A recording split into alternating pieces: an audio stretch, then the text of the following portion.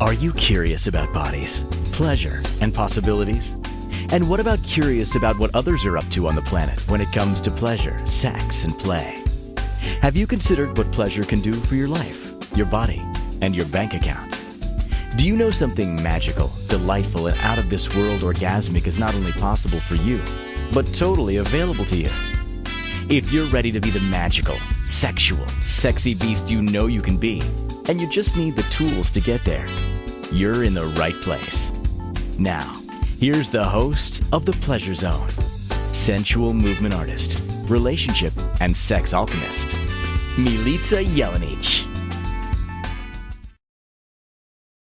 Well, welcome, my sweet pleasure seekers. Tonight I have a very fun guest, a guest that I've actually been asking to be on my show for many years. The guest is actually was delivered into my life through my loins. It's my child. So we are having a very fun night tonight, talking all about, what are we talking about, Ziva? Queer characters in mythology. Yeah, so this is Ziva's very first time coming on to a live experience with her mama. So we're having some fun tonight. Ziva is artistic, creative, brilliant, and this is how I wrote Ziva's bio. Ziva is an artistic, creative genius. I think that's what I said, all around curiously living through life. So we are coming on live tonight to have a little fun for, what month is this, Ziva? Pride Month, June.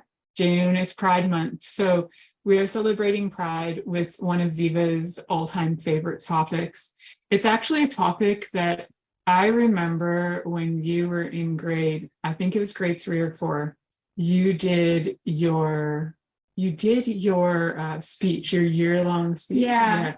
And it was all about... it was either about Artemis or about just Greek gods in general.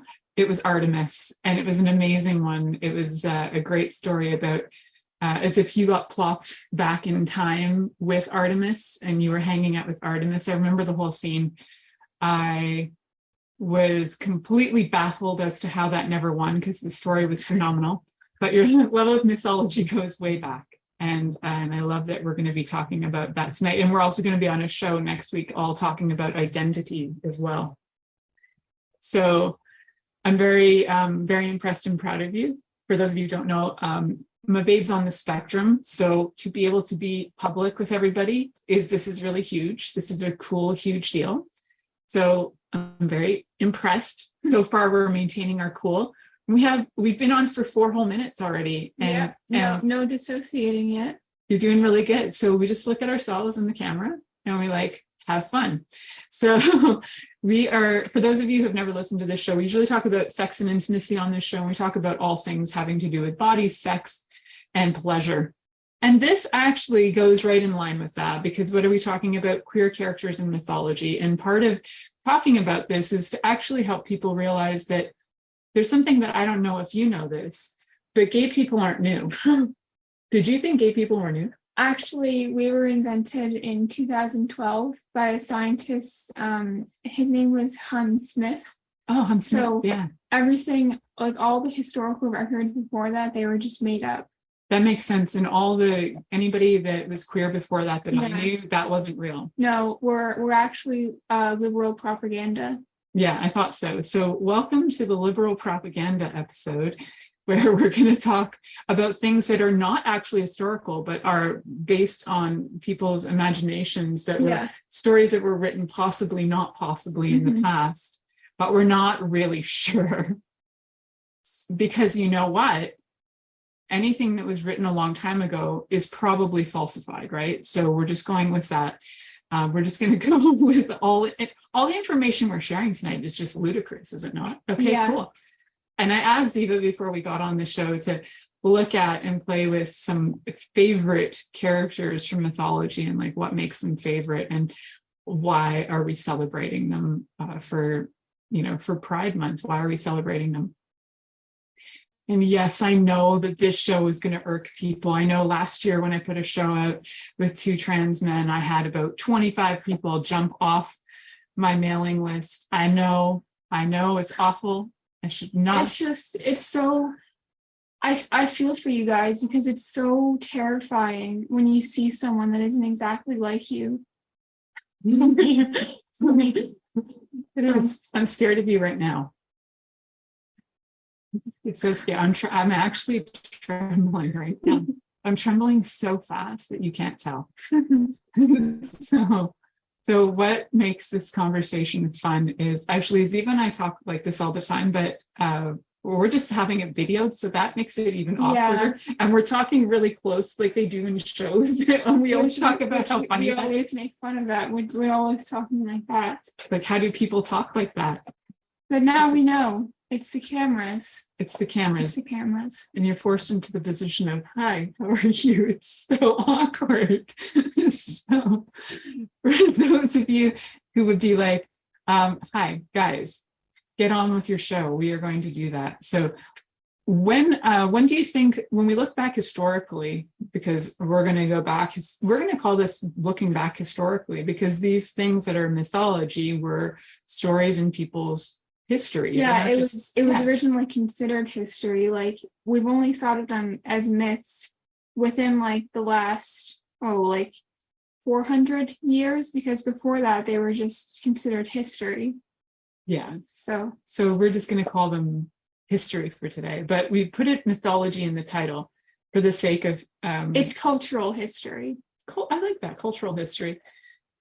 As you have referred to other things as other mythologies as well, all religions, and Ziva's interpretation. Mythology. Yeah, Ziva has interpretations of everything, which are just, I love it. They're awesome. So, okay, let's get on with what first, or who first introduced you to mythology? Well, I think technically it was probably you, because you showed me the Percy Jackson movies when I was like, what, 6, 7? It's my fault. It's my fault that I must have done that. Yeah. So, yeah. But let me just be clear. The Percy Jackson movies, they're a disgrace to the books. We do not applaud them in this house. But yes, Percy Jackson was my introduction into the mythology world. And so at first, what was watching it as movies, what were your impressions of the characters? Because you've always had a thing where you like to evaluate characters and character flaws in people, especially in movies, and you could establish like their relationships and what their issues were. I think the first thing that I thought of the movies, because like I said, I watched them before I read the books. The first thing that I thought of when I watched the movies was that I was recognizing patterns in like a lot of children's media, which was that whenever there was a friend group of like 3 people, there was always the guy, the hero, the goofy guy, and then the smart girl. Yeah. Which is, it applies to both Harry Potter and Percy Jackson. But I think that was just the autism letting me see patterns and stuff. I don't know where I was going with this.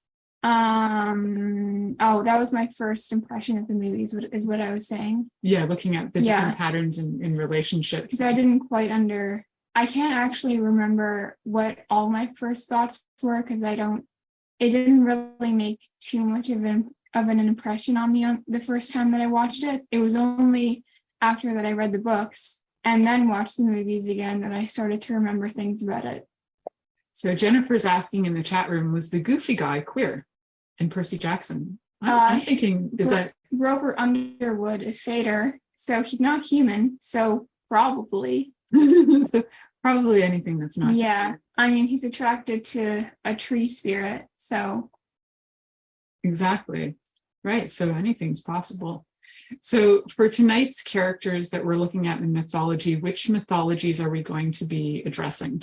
So I predominantly know stuff from like Greek, Norse, Roman mythology, and some Egyptian stuff. I know a smattering from like tons of other world mythologies, but the most that I know is, like, as I said, Greek, Roman, Norse, because of the Rick Riordan books.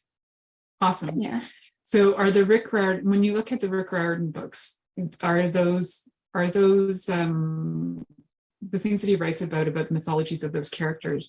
Did you ever look and compare notes to other mythological stories to check and see were his interpretations of those characters correct, or is mostly mostly the information, like his information, something that he just wrote to make the books interesting, or is it fairly accurate to the stories? No, all the mythology that he references in the books is pretty accurate, except for that he does cut out a lot of the like sexual content and assaults and stuff like that, because children's book series, you can't really show that to kids. But other than that, it's really accurate. So I did actually learn a lot from those books. Awesome. So what do you have in your notes today? What are some of the things we're going to talk about? So I just have like names of stuff, because this is a great thing to start with, is names of stuff and such. So it's like very, very hastily written. I love it. Hastily written notes. Yeah. I have notes too. I mean, this is in a lovely coil binder. I'd say, let's start with this question, because I like asking weird questions. If you were going to have a relationship with any one of these characters, who do you think would be the best person to have a relationship with of the mythological characters? Like friendship. Oh, okay. Yeah, good. that's a relationship. Yeah, like any kind of friendship. If you wanted them to be your mama, like that's all relationship. Like what kind of relationship and what would you want them to be? Let's name your top 10. All the notes that I have? Yeah, it's like all the characters that you wrote down, and then we're gonna say, like, would you like them to be your best friend? Would you rather have them be your mama, your papa? You can name the different ways they could be in your life. Ideally, they could be your protector. Like, what would you want them to be and why? Well, I'm not gonna get into explaining who all these people are, because we only have a couple minutes till break. Yeah. But well, I don't know. There's this horse here. Yeah. That's really strong. He built a wall. I feel like he'd be a really nice guy. He is a horse, but he'd be my friend. What's his name? Svaldafari. Where and which mythology is he from? Norse. And how is he queer? He isn't, but he's stuff with Loki. I'll get into it. It's weird. Okay. But I think he'd be my friend. I like horses. There's an Egyptian god called Apis, who's the god of silence. They're kind of known for being shy. So, I mean, that's more like me. Yeah. And then let's see. Is Apis queer? No, just another person in the stories. Yeah, in the stories. Okay. And then there's a guy called Hyacinthus. He is queer. He dies very quickly though, but I think he's nice. Is that common to most queer characters in mythology? They die quickly. To most characters in mythology, period, they die in horrible ways. It's just the way that in general. Right. So they don't, in a lot of stories that we watch or shows that we watch, somehow the queer characters seem to always die fast. That is an actual trope. It's called the bury your gays trope. It's a recognized thing in media where, wait, how much time do we have? Oh, it's okay. I'm in control of it. No worries. Oh, okay. So this started happening around the 1970s-ish, particularly in the UK, when queer characters were getting more common in TV, because more so than the US. And they started at sorry, go through my thoughts. So what they would do is they get a queer character for like 5 minutes of representation, and then they'd kill them off. But they'd still be able to say, well, we have your representation here. Right. It doesn't matter that they died, everyone died, you can't complain about it. They still do this today. But it started around the 1970s, like I said. But it's a way so that broadcasting companies can still get clout for saying, like, we have your representation, but they don't have to have all the backlash from all the homophobes who don't want the characters on there in the first place, so they can pander to both crowds while getting profits from both crowds. Yeah, how ideal. There you go. I love that segue. We will go into our break and then we come back. We're going to go back on track to mythology, believe it or not. We know how to go back on track. We can go really far off track and we could actually start just talking about recipes out of nowhere. It's the curse of the ADHD. But we will go on track. So thank you for listening to The Pleasure Zone. Stay tuned. We're going to be right back when we will be talking about more queer characters in mythology after this commercial break. Are you secretly a voyeur, wondering what's going on in other people's sex lives? What if now is the time for a totally different sexual evolution? Are you interested in people who are pioneers of different sexual and pleasurable practices? Lean in now with Milica Jelenic, where she will entice you and your body to know your own pleasure zone.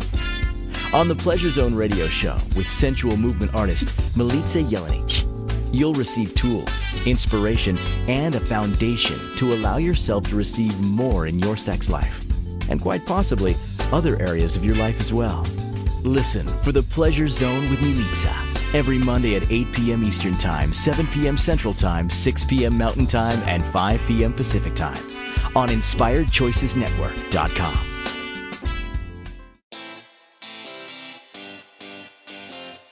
Are you a subject matter expert? Are you here to share your expertise with an audience waiting to hear from you in only the way you can deliver? Are you ready to have your voice amplified across the airwaves? Inspired Choices Network has a global radio platform streaming to millions of people across the world. Professionally produced and supported by an accomplished team every step of the way, you can broadcast from anywhere in the world, knowing your voice matters, and we ensure it is delivered with ease and efficiency. Eager to hear your message, the world awaits. Contact us today to become an Inspired Choices Network radio host. Email become a host at inspiredchoicesnetwork.com. This is The Pleasure Zone with sensual movement artist Milica Jelenic. To participate in the program today, join our live studio audience in our chat room at inspiredchoicesnetwork.com. You can also make the choice to ask or comment by email. info@milicajelenic.com. Now, back to the program.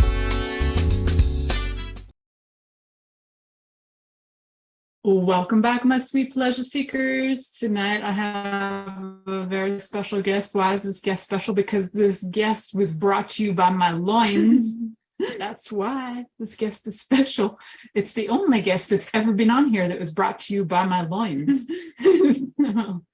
Because there is only one right now on this planet that was brought to the planet by my loins. So one of a kind. You're definitely one of a kind. So we are talking about queer characters in mythology. We may go off on tangents because this is how our brains operate.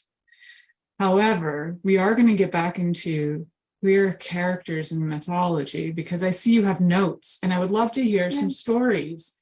What story do you have prepared for us this evening? Well, even though like 5 minutes ago I said that I was going to focus on Greek, Roman, and Norse mythology, here's some Inuit mythology for you. So where should I? Oh, okay. Let's see. So for the first one, this is a pretty common Inuit creation myth.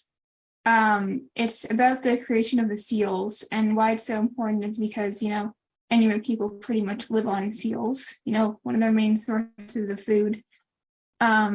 So the name of this character, what's the word? The name of this character differs throughout the different communities and dialects of Inuit people. So there's Sana with one N, Sana with two N's, and then there's Sedna, which I'm going to use. So Sedna, there's also different versions of this myth, as there is for literally every myth in all over the world. None of them are the same. So for this version of the myth, Sedna is a young woman. a young woman who gets kidnapped by a vulture, gets taken back to his house. It's all rotten, and there's like rotting carcasses everywhere, and it's all disgusting. And her parents, they're wondering where she is, so they send out a bunch of young men, strong young men, to go and find her in their canoe.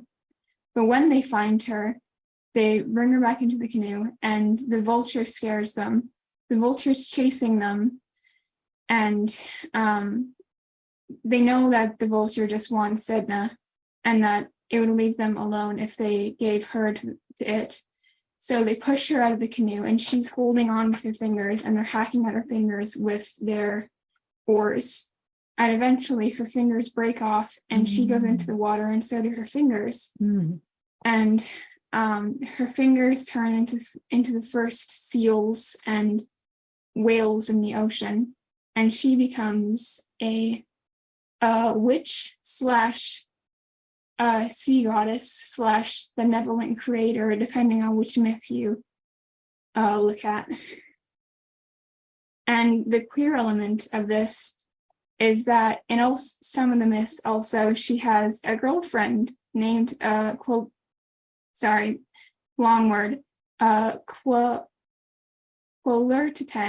Sorry if I butchered the pronunciation. Her name's Quilurtatang. So Sedna and Quilurtatang are at the bottom of the ocean, and they're the reason why the Inuit have seals and whales to live off of.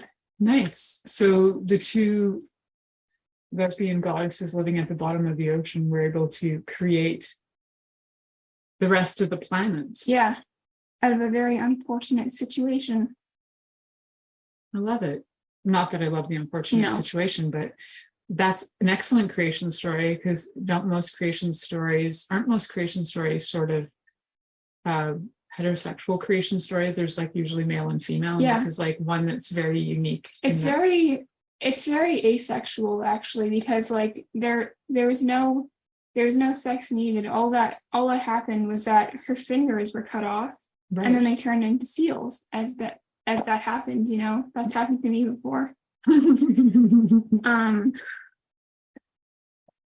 And your fingers grew back. Yeah. See, like, it's incredible. Come closer. Train of thought has been lost. Come closer to your mama, because you keep on leaving the screen with me. Excellent. Lean towards me. Excellent. Okay, so awesome. I love it. They're considered the bond of the ocean. Oh, that's nice. Yeah. That is a really excellent summary. Thank you. That we just got a summary of this story. So who is our next on our list of fabulous queer mythological / historical characters? So I forgot to say this earlier before I go into the next myth. So one of the main arguments that homophobes / transphobes use in their argument that queer people have never existed is that they are never mentioned in myths, because the words like non-binary, gay, lesbian are never used. Yes, because they weren't fucking invented yet. That's right. They weren't invented yet. They weren't invented yet, but they did exist. Without a name, yeah. Yes. Just because the color orange wasn't named until the 1500s doesn't mean it didn't exist before that. It's true. And it's true that the color orange did not exist. It was a variation. The fruit came first. The fruit came first. The very next day came the name orange. So, what I was saying is that in none of these myths do they ever describe themselves using terminology that we use today, because either one, they just didn't have those words, or two, they thought of them in very different terms to what we think of today. Like, it's fun to say like the ancient Greeks were really, really gay. In our terms they were, but they just didn't think of it that way. Yeah. For them, unfortunately, a lot of gay sex was actually assault, because it was a way for them to assert dominance over other men, which is also a sign of masculinity, because ancient Greeks were also misogynistic. So it was seen that any sort of dominance over another man would be asserting your dominance over another man would be like a sign of masculinity. But that's not to say that there weren't like healthy queer relationships back then too. It's just that, like I said, they were thought of in much different terms. So also, I forgot to put this on the list, but I just remembered this. So there's a lot of words. There's so a lot of, oh my God. All right, the Band of Thieves. The Band of Thieves was an ancient Greek army made entirely of couples of gay men who were largely credited to have won the Trojan War, or at least like swung it in the favor of the Greeks. But there's also like some people believe that it just didn't exist at all, because a lot of history and mythology was written down by the same people who are actually poets. So sometimes they just made stuff up, and like sometimes you can't tell the difference between history and mythology. But the Band of Thieves was the Band of Thieves was known for being very strong because it was theorized that if you had gay men in couples with each other, they'd be more motivated to fight for each other, to protect each other. And that actually worked, because they were like trying to impress each other on the battlefields. And there's actually a shrine or a memorial to them in Greece. I can't really remember where, because like I said, I didn't put this on my list. Maybe in Thebes. Yeah, it's probably in Thebes. I'm not sure, but I'm guessing it's in Thebes. But it's for all the fallen members of the Band of Thieves, which is like all of them, because I think they all died in the Trojan War because they were all trying to impress each other. There probably wasn't that many of them either. Maybe less than 500, I would think. Yeah, the armies back then were pretty small. So we have about 2 more minutes to break. I know that you have lots of more great characters that you want to talk about, which is great. We're going to take some deep breaths on this. Yes. This has been an exciting stimulation for the brain and the lights and everything. Yeah. So I'm impressed. You're sticking with it and you're doing great. So before we head out, can you excite the listeners with where we're going to go next? What do you want to talk about next when we come back from break? Loki. So if you're a Marvel fan, it's not going to be anything about Marvel, but it'll be about Loki. So that's one excellent way to start that. So it's going to be about Loki. That's all I have to say about that. Yeah. So in some of the stories that we've been talking about, before we head off to this break, are there any ones that you feel most inspired by? Like we're talking about the Band of Thieves, like who that's one of my favorite fun facts. You have a lot of favorite fun facts. So in this house, I get probably at least one fun fact a day. Yeah. If I haven't received a fun fact of the day, I know that there's something going on with Ziva and there's sadness in the heart. But if there's a fun fact coming out, I know something's back on track. Just like if I say really nasty things that are more like, sexual innuendo on everything. Traumatizing things. Mildly traumatizing. Yeah. Oh, I laugh, but I don't laugh. But it's all so sad. Sometimes there's sexual innuendo that's been occurring, and sometimes it just goes over people's heads when they're little, and then sometimes they realize what their mom has been saying forever, and they like, whoa, that was disturbing. So some of your favorite characters, I'm glad that we were talking about that. And we have some commentaries coming in the chat room that other parents have been mildly traumatizing as well. Congratulations. You do have a roof over your head, though, and food in your belly, so we're doing A-okay. Yeah. On that front. That's why I said mildly. Mildly. Otherwise, if the food and the roof wasn't there, it would be extremely traumatizing.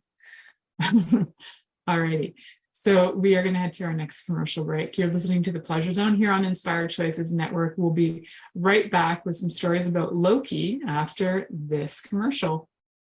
Are you secretly a voyeur, wondering what's going on in other people's sex lives? What if now is the time for a totally different sexual evolution? Are you interested in people who are pioneers of different sexual and pleasurable practices? Lean in now with Milica Jelenic, where she will entice you and your body to know your own pleasure zone.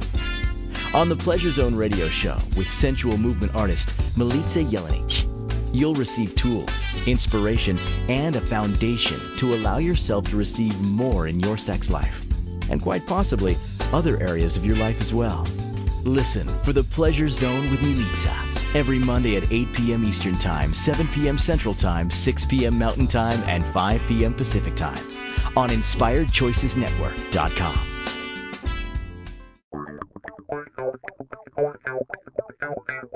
Interested in masturbating for money, copulating for consciousness, and pleasuring on purpose?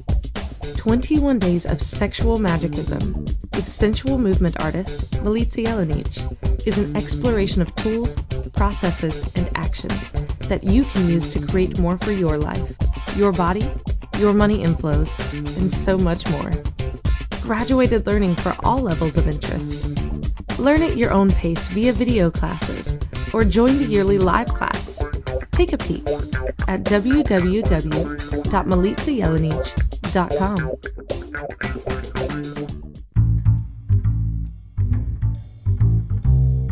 How wonderful would it be to carry your favorite Inspired Choices Network host with you throughout your day? Well, now you can. Inspired Choices Network now has its very own mobile app. Our free app offers live streaming shows, along with thousands of podcasts and TV episodes. Our shows cover a wide variety of topics. Whether you're waking up with us, carrying us through the day, and taking us to bed with you, we're always here for you to enjoy. We're easy to find. Just search for Inspired Choices Network in the Apple App Store or Google Play Store. This is The Pleasure Zone with sensual movement artist Milica Jelenic. To participate in the program today, join our live studio audience in our chat room at InspiredChoicesNetwork.com. You can also make the choice to ask or comment by email, info@milicajelenic.com. Now, back to the program. Welcome back, my sweet pleasure seekers. Tonight we are talking about, what are we talking about? We're characters in mythology. Yes. And who are you? Your child. Yeah, true story. The only guest who has ever been come from my loins. Yeah. Good times. So I actually invited Ziva to talk on the show about this topic because it is one of Ziva's favorite topics to talk about, to share fun facts about. On a regular basis, I get fun facts about different queer characters in mythology. Hey, did you know that blah, blah, blah, blah, blah? I'm like, you have a lot of fun facts about this. Let's talk about it. It's how you show love. Fun facts about queer mythology, queer characters. So tell me all about, actually, and usually in this segment of the show, because I know how much you listen to my show, because it's your favorite thing to be disturbed by. Usually at this segment in the show, we talk about the guest and all about the guest and, you know, the guest's expertise. How did the guest become an expert? And how people can find the guest if they're interested in following the guest. Do you want to do any of that? Well, I learned all this stuff because when I was a child, instead of playing with other people at recess, I would go and sit on the bench and read. Good times. And if you want to find me anywhere, I mean, I'm a minor, so but don't. Give it 3 years. I don't know, when do you not become a minor? What age? 18? Yeah, 18. Okay, so you got a few years. But I mean, if you're not going to be creepy, I'm on TikTok. And you can ask me how to find them. Yeah, you can write to me through my website, and you can ask if you're interested in following Ziva on TikTok, and I get to vet you first and see if you're A-okay. And I will not hesitate to block people who even make me the slightest bit uncomfortable. That's awesome. It's such a great boundary. You have fantastic boundaries, which blows me away because I don't think I taught them to you. So you're like not even close. So that's why some people say, I never learned boundaries. I'm like, I never taught boundaries. So there you go. And some people are just natural.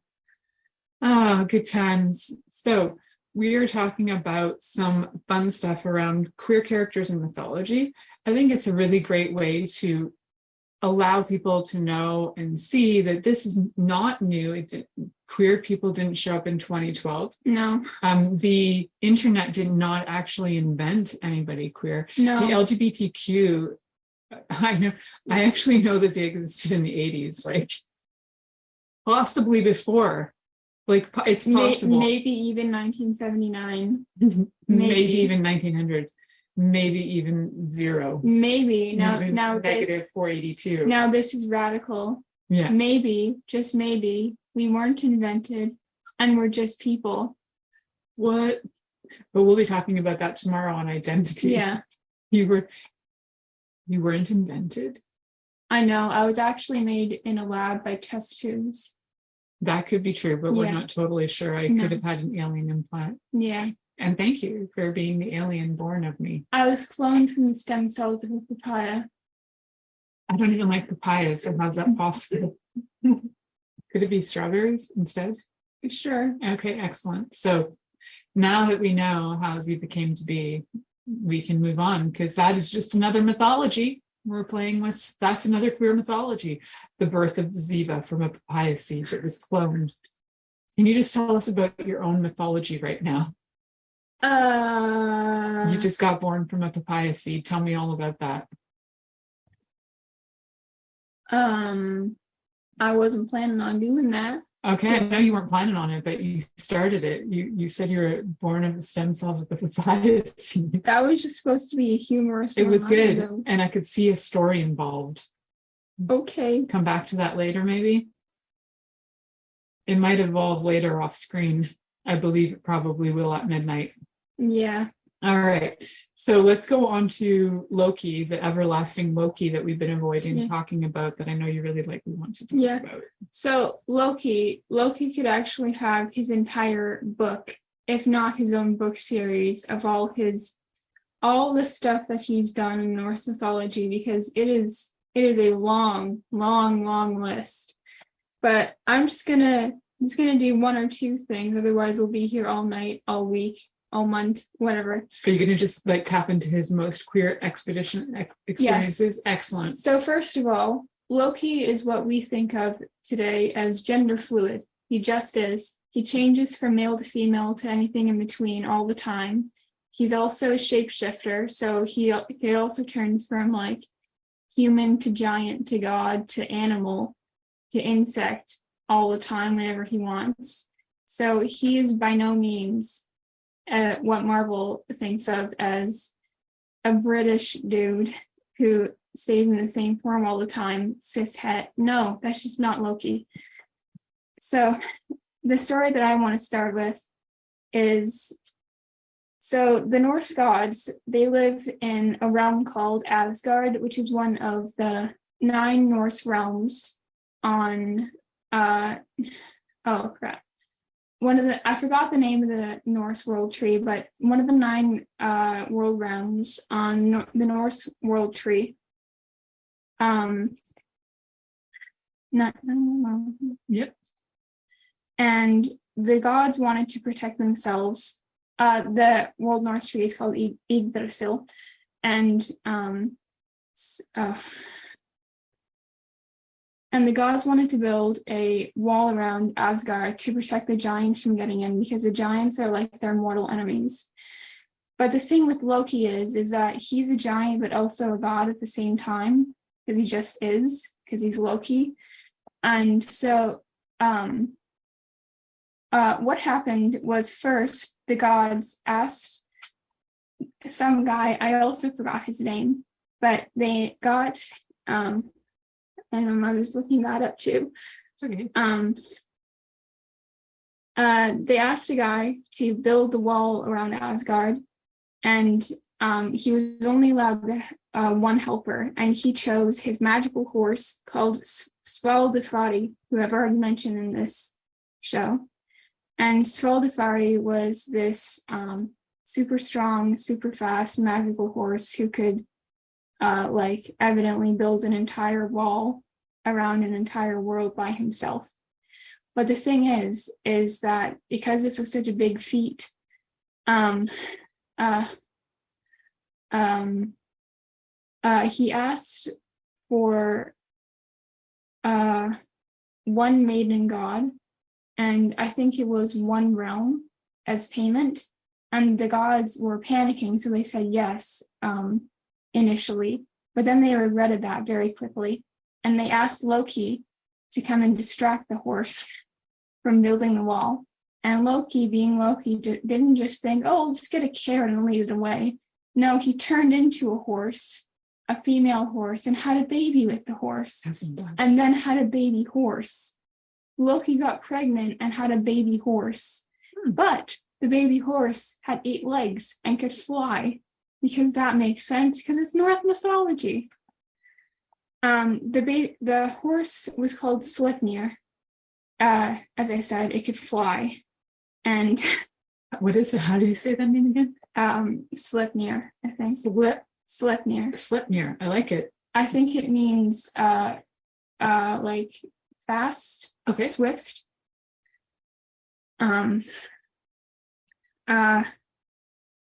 Okay, you can breathe. We're going to just breathe for a second, and we're talking about the fact that Loki turned into an 8-legged horse is pretty entertaining. That's one of the tamer myths. He also, he got pregnant a few more times in other myths, and he, among his children are Jormungandr, which is the snake that wraps around the world, which we all know about, the snake that is all the rivers and all the oceans of the world, that is eating its own tail. So if you've ever seen iconography of a snake eating its tail, that's what that comes from. It's that Norse myth. So that's one of his kids. He's also had Hel, one L, who is the Norse god of Hel. She has her own realm named after her. Is it like the hell that in Christian? I'm pretty sure the Christians stole it from them, because it's way too similar to the Christian hell to not be either stolen or heavily inspired. And as we know, the Christians, they like their inspirations. And Hel was on one side a beautiful woman. On the other side, she was rotting and exposed muscle, and there were bugs crawling over her skin, because she was supposed to depict the reality of death on one side, because she wasn't supposed to be seen as this beautiful thing that you're supposed to strive for, which is what the Vikings did. Okay. So, I forgot to say, if you're confused on what Norse mythology is, just to put it very inconcisely, Vikings, but Vikings is a job description. All Vikings are Norse, not all Norse are Vikings. Viking just meant raider, to be clear. Awesome. So we're talking about the Northmen, really, that's Norse. And yeah. So what's modern day Sweden, Scandinavia, Norway, all those countries. Awesome. You're doing great, Stephen. You know what? We're almost on our last break. So you have made it through 45 minutes socializing with other human beings. Look at you, rock and roll, telling stories about mythology to the public. I love it. I'm so impressed. We've got 10 more minutes left. And do you have more stories about Loki to go on? Yes. Tonight? Okay. But I haven't even gone through half my list yet. Then maybe you can just name a bunch of them all right. How and why they're so great and queer. So in Crete, there was there was a woman called Telethusa and her husband Lygdus, sorry, scratchy handwriting. Her husband Lygdus. They had a baby named Iphis, but the thing was that they were so poor that they knew that if they had a daughter, they'd be broke because they'd have to pay a dowry when she grew up.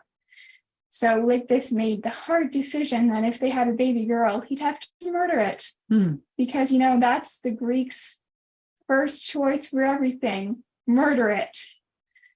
Was not anymore. Was. Yeah, Sorry. let's be clear. That Sorry. I'm not saying modern day Greeks are homicidal maniacs, just that ancient Greek culture was very murdering. Murdery. Yeah. Sorry. Murderish. Awesome. So they had not actually okay. So sex and gender are two different things. They had a baby female. And Telethusa, the mother, got very scared about this because she thought, I don't want to lose my baby. I just don't. So she prayed to Osiris, Anubis, Bastet, and Apis. Oh. Even though they're Egyptian gods, but because the Greeks colonized Egypt at one point, so they also got some intermingling of those myths. So that's where that comes from. So she prayed to, as I said, Osiris, Anubis, Bastet, and Apis. Osiris is the god of the dead. He's the king of the realm of death, of the field of reeds, which is the Egyptian good afterlife. Anubis is the god of death. He's the god who makes people die. The god of the dead and the god of death are two different things. Bastet is the goddess of cats, and Apis, as I already said in this, is the god of silence. So what happens to this baby? So what happens is that these four gods, they listen to Telethusa's prayers, and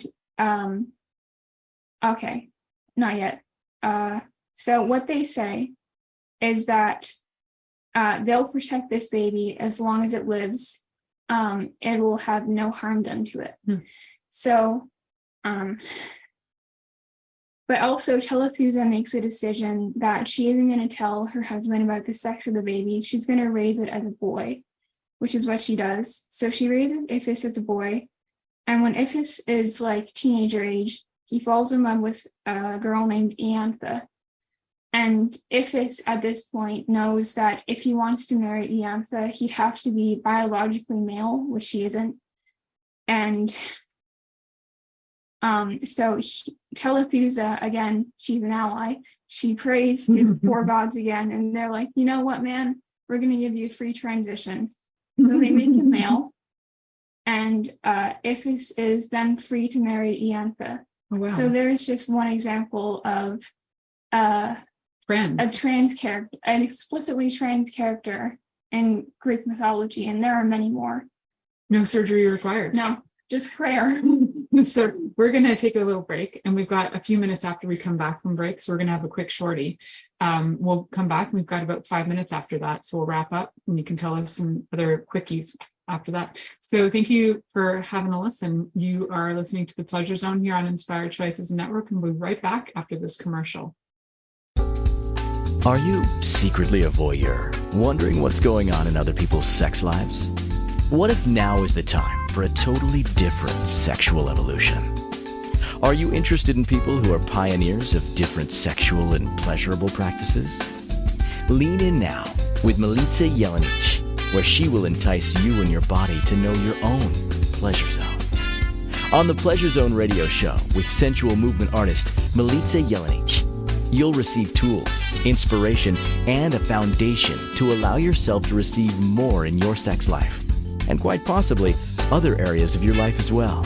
Listen for The Pleasure Zone with Milica every Monday at 8 p.m. Eastern Time, 7 p.m. Central Time, 6 p.m. Mountain Time, and 5 p.m. Pacific Time on InspiredChoicesNetwork.com. This is The Pleasure Zone with sensual movement artist Milica Jelenic.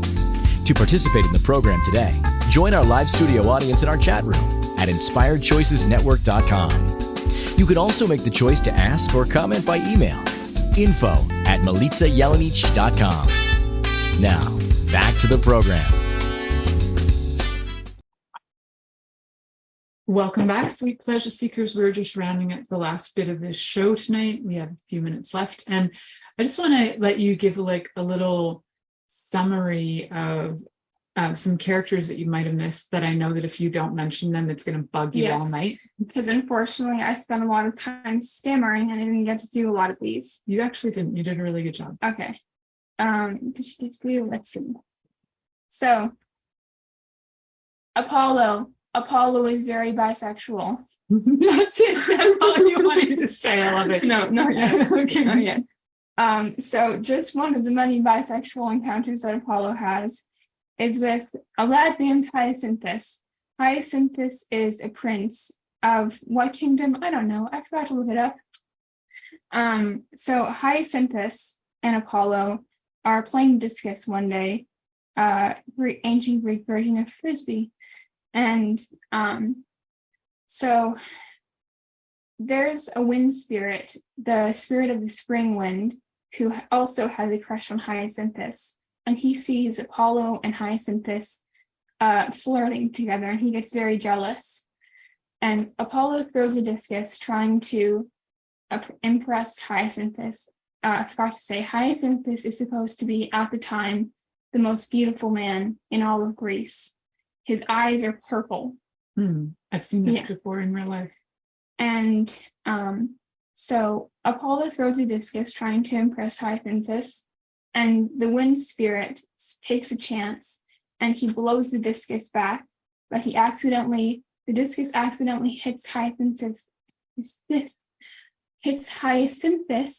in the neck, and it cuts his head off. Oh. And then Apollo is really sad about this. Apollo lays down and starts crying, and Apollo, being a god, turns Hyacinthus into a hyacinth. This is where we get hyacinth. Yes. So every time you see a hyacinth, just think, oh, gay love. There is a little dead gay guy. Oh, a little lad. Isn't that lovely? It's a little lad right there. Isn't that lovely? We have about 2.5 minutes left. Can you give me a sweet summary of all things? Summary of like the queerness in mythology, summarizing like maybe 2 sentences. How would you summarize this? A, it exists. B, it doesn't exist. B, it's not, never, this is not real. This was invented by some liberals. It was invented by Hans Smith. That's right. In 2012. So yeah, as we've covered before, queer people were invented by Hans Smith in 2012. So all myths, just world myths in general, pretty gay, I'd say so myself. Just like, yeah, if you try and find myths that are like uncolonized, I think it's called. So before the British came in and messed things up on the various cultures of the world, you can find some pretty cool stuff, like mostly like queer representation before they tried to cisgender heterosexual everything. So one of the main reasons why people think that there's no queer people in history and mythology is because they've just been erased. They've been thought of as disgusting and or a mistake, and they've either been written as like cousins, brothers, mother and daughter, which is really weird, but they did that stuff. Yeah. Or they've just been like forgotten entirely. So they exist. All you have to do is just like go looking really deep, or look between the lines, or think like, does this make sense for the region and the time period that we're looking at? Why does this seem too Western for, like, say, I don't know, 6th century China? Why is there already heteronormative stuff there? Mm-hmm. Probably because of the colonizers. And I think that's it. Yeah, we're done. You did a great job. Thank you for coming on. See you. Next week we'll be talking about identity. Thank you for listening to The Pleasure Zone with sensual movement artist Milica Jelenic. The Pleasure Zone returns next Monday at 8 p.m. Eastern, 7 p.m. Central, 6 p.m. Mountain, and 5 p.m. Pacific on InspiredChoicesNetwork.com. We hope you'll join us. Until then, have the best week of your life by choosing to be turned on and tuned in to your body.